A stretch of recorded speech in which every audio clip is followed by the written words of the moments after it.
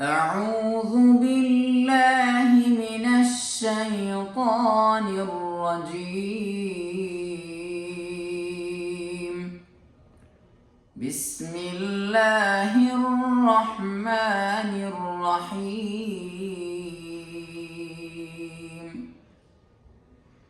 يا أيها النبي إنا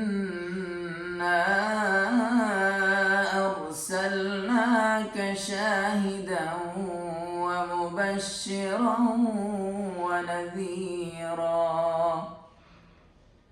وداعيا إلى الله بإذنه وسراجا منيرا